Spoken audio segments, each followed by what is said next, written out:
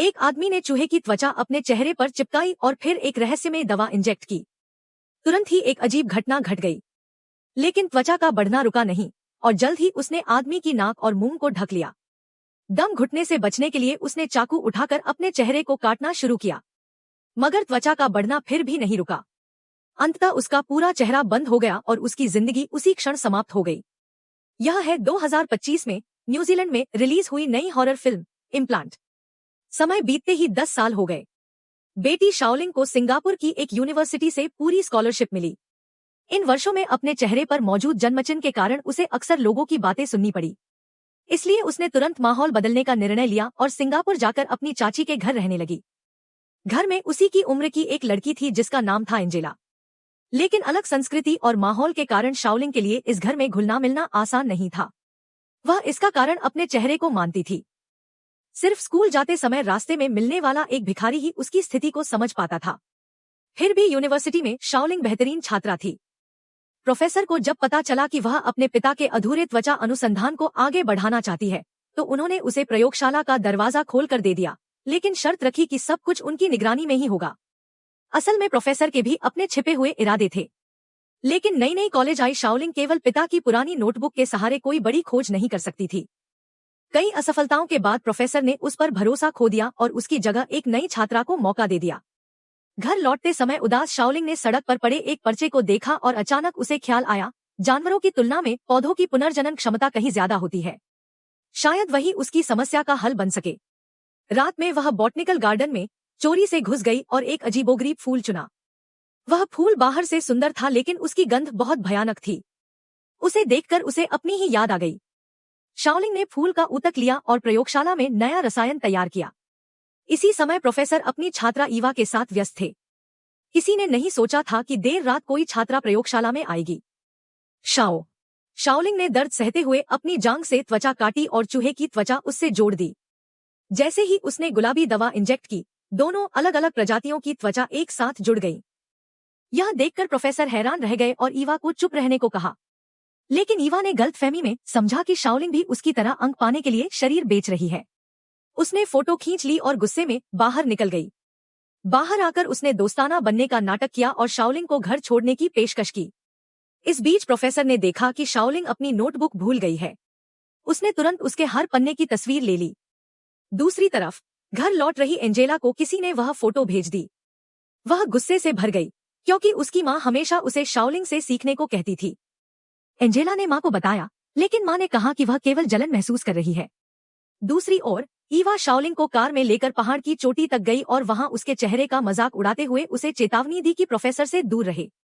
शाओलिंग आहत होकर अपने जन्मचिन्ह को साफ करने लगी। वह मानती थी कि यही उसकी सारी तकलीफ का कारण है। घर पहुंचने पर शाओलिंग ने देखा कि उसके पिता का पूजा स्थल बिखरा पड़ा है और एंजेला उसे चिल्लाकर कह रही थी कि वह अपने देश लौट जाए। गुस्से में झगड़ा इतना बढ़ा कि एंजेला की सांस ही रुक गई। इसी बीच शाओलिंग की चाची घर लौट रही थी। शाओलिंग ने दवा की शीशी देखी और एक बड़ा निर्णय लिया। उसने चाकू से अपनी त्वचा काटकर एंजेला का चेहरा उतारा और दवा लगाकर उसे अपने चेहरे पर चिपका लिया। भयानक दर्द के बाद उसकी नई त्वचा तुरंत ठीक होने लगी और वह सुंदर हो गई। लेकिन तभी नीचे कार का इंजन गूंजा। शाओलिंग ने जल्दी से एंजेला के कपड़े पहनने की कोशिश की, तभी चाची ने दरवाजा खोल दिया। अच्छा हुआ कि उसने पहले ही लाश को। कई दिन बीत गए और कोई घर नहीं लौटा। लोगों को शक न हो, इसके लिए शाओलिंग ने एंजेला के मोबाइल वीडियो से उसके हावभाव और मुस्कान की नकल करना शुरू कर दिया। दूसरे दिन वह एंजेला की पहचान लेकर कॉलेज पहुंची। लेकिन उसे पता नहीं था कि एंजेला का पहले से ही एक गुप्त प्रेमी है। प्यार का अनुभव पहले कभी न करने वाली शाओलिंग ने सोचा कि यह सब उसके नए रूप की वजह से है। दोपहर में दोनों पहाड़ी की चोटी पर डेट पर गए। जैसे ही माहौल रोमांटिक होने लगा, प्रेमी ने अचानक देखा कि शाओलिंग के सिर के ऊपर एक घाव फटने लगा है। घबराकर वह तुरंत घर लौटी और बची हुई गुलाबी दवा अपनी त्वचा में इंजेक्ट करके उसे फिर से चेहरे पर चिपका लिया। तभी उसे पता चला कि उसकी नोटबुक गायब है। उसने लैब में बहुत खोजा लेकिन नाकाम रही। अंत में उसने प्रोफेसर को फोन किया। प्रोफेसर ने बहनाई से कहा कि यह रिसर्च अब उसकी अपनी है। गुस्से में शाओलिंग जवाब मांगने ही वाली थी कि उसने नीचे फोन पर बात करती ईवा को देखा। पुराने गुस्से और नए दुख ने उसे भड़का दिया। वह कार के पास गई और खुद को एंजेला बताकर ईवा से घर छोड़ने को कहा। कार में बैठकर उसने ईवा की खूबसूरत त्वचा और शरीर देखा और उसके भीतर एक अजीब बेचैनी उठी। घर पहुंचकर उसने दरवाजा बंद कर लिया। लेकिन जैसे ही दवा का असर खत्म होने लगा, उसकी त्वचा गलने लगी। ईवा को भी कुछ अजीब महसूस हुआ और वह लड़खड़ाती हुई नीचे भागी। संयोग से घर में मरम्मत का काम चल रहा था और खिड़की में शीशा नहीं लगा था। वह आंगन में पहुंची, लेकिन दरवाजे पहले ही बंद थे। मजबूरी में वह पानी की टंकी में छुप गई, लेकिन पानी की लहरों ने शाओलिंग को उसकी मौजूदगी बता दी। उसने ईवा के बाल पकड़ लिए और उसके सिर में ड्रिल मशीन घोंप दी, और इस तरह शाओलिंग को एक नई त्वचा मिल गई। अगली सुबह वह आईने में अपनी सुंदरता निहार रही थी। अब उसका इरादा था कि इस खूबसूरत चेहरे का इस्तेमाल कर प्रोफेसर के करीब पहुंचे, अपनी नोटबुक वापस ले और बदला भी चुकाए। ईवा को तो उसने टुकड़े टुकड़े करके कुत्तों को खिला दिया। फिर प्रिंसिपल को एक गुमनाम ईमेल भेजी, जिसमें प्रोफेसर समझ गया कि उसका करियर अब खत्म है, सिवाय इसके कि वह त्वचा उपचार की तकनीक में कोई बड़ी खोज कर ले। उसने 2 टुकड़े त्वचा पर गुलाबी दवा डाली और वे पूरी तरह जुड़ गए। यह खोज उसे नोबेल पुरस्कार दिला सकती थी। खुश होकर वह वाइन कैबिनेट के पास गया और गुप्त खाने से नशीला पाउडर निकाला।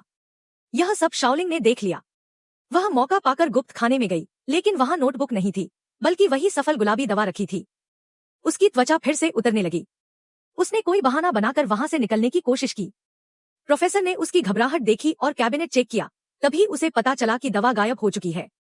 घर लौटकर शाओलिंग ने ईवा की त्वचा उतार दी और अपनी असली शक्ल सामने आई। कुछ देर में प्रोफेसर वहां पहुंच गया। उसे पहले ही अंदेशा था कि यह सब शाओलिंग की चाल है नोटबुक पाने के लिए। वह बोला कि अगर शाओलिंग दवा लौटा दे तो वह उसे बहुत बड़ी रकम देगा, जो उसकी पूरी जिंदगी के लिए काफी होगी। शाओलिंग ने दिखाया कि दवा फ्रिज में रखी है। न जाने कितनी देर बाद प्रोफेसर को होश आया, लेकिन उसने पाया कि उसकी छाती की त्वचा काट दी गई है। शाओलिंग ने कहा, चूंकि तुम मेरे पिता की रिसर्च चाहते थे, तो लो मैं तुम्हारी इच्छा पूरी करती हूँ। उसने एक त्वचा का टुकड़ा प्रोफेसर की छाती पर चिपकाया और उसमें नारंगी रंग की दवा इंजेक्ट कर दी। त्वचा पागलों की तरह बढ़ने लगी। उसे आसानी से मरने न देने के लिए शाओलिंग ने उसके मुंह में स्ट्रॉ भी लगा दी। लेकिन जैसे ही वह बदले का आनंद ले रही थी, पड़ोसियों ने उसकी चीख सुन ली और पुलिस को खबर कर दी। सायरन बजने लगे। शाओलिंग भाग खड़ी हुई, लेकिन पुलिस ने उसका पीछा किया। वह भागकर मेट्रो स्टेशन में जा पहुंची। वहां उसने एक कोने में बैठे भिखारी को देखा और उसके पास जाकर छुप गई। इस तरह वह पुलिस से बच गई। लेकिन अचानक उसे पता चला कि भागदौड़ में गुलाबी दवा की शीशी टूट गई है। इससे उसकी और भिखारी की त्वचा तेजी से गलने लगी। कहानी के अंत में कई लोगों की जान लेने वाली शाओलिंग पुलिस से तो बच गई, लेकिन वह खुद एक विकृत और भयानक रूप में जिंदा रह गई। और यही थी फिल्म 2025 इम्प्लांट की पूरी कहानी।